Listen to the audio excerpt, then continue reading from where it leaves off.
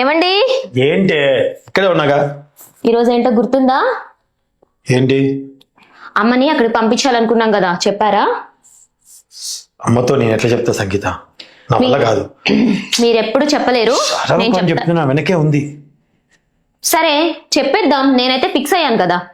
సంగీత ఒకసారి ఆలోచించి సంగీత. ఆలోచించేది ఏం లేదు, నేను ఆల్రెడీ ఫిక్స్ అయ్యాను, నేనైతే చెప్పేస్తున్నాను. అత్తయ్య గారు. ఏంటమ్మా?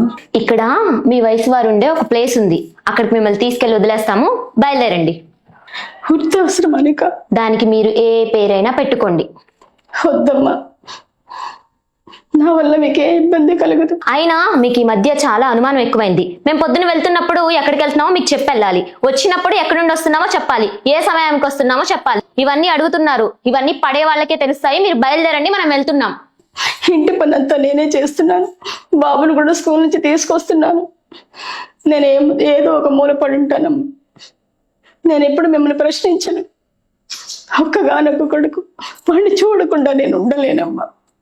అయినా మీరుండే చోటు ఇక్కడ నుండి 500 కిలోమీటర్లే అత్తయ్య. 3 నెలలకు ఒకసారి నేను ఈయన వచ్చి మిమ్మల్ని చూసి వెళ్తూ ఉంటాం. అన్ని రోజులు వాడిని చూడకుండా ఉండలే. నేను చెప్తున్నాను కదా అత్తయ్య, పదండి. కానీ నువ్వేనా చెప్పురా. అమ్మా ఏం కాదమ్మా, నా మాట విను, నువ్వు పద. అమ్మ లేకుండా నువ్వు ఉండగలవా? కానీ నువ్వు లేకుండా నేను ఉండలేనురా. చెప్పురా కోడలికి. ఆయనతో ఏంటి మాట్లాడేది? పదండి, నేను చెప్తున్నాను కదా. నీకు దండం పెడతాను, కాళ్ళు పట్టుకుంటా. అత్తయ్య ఏంటి, ఏం చేస్తున్నారో అర్థమవుతుందా? మీరు పదండి, రండి. చెప్పురా. సామాన్లన్నీ సర్దేశాను, మీరు తీసుకున్నాడు. చెప్పురా. మీరు రండి, రండి. నాని తీసుకురండి. నేను వెళ్ళను. మాట వినమ్మా, మాట వినమ్మా, నా మాట వినమ్మా, నా మాట వినమ్మా, మాట వినమ్మా, అరే నా మాట వినమ్మా. అమ్మా చెప్పేది వినమ్మా.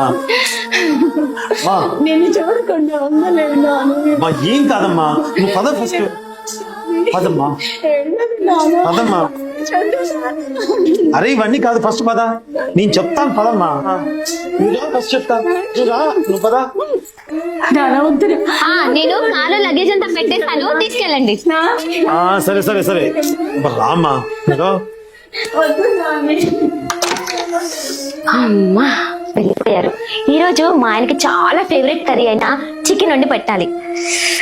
త్వరగా వచ్చేస్తే బాగుండు. వచ్చేసారా? రండి రండి. ఏంటండి డల్ గా ఉన్నారు? మీరు ఇలా డల్ గా ఉంటారని మీకోసం ఫేవరెట్ అని చికెన్ కర్రీ చేశాను, తిందామా? మనం ఇద్దరే కలిసి తింటే బోరుగా ఉంటుంది. 3వ వ్యక్తిని కూడా తీసుకుని వచ్చాను, చూడు. ఇంకో వ్యక్తా? ఎవరండి?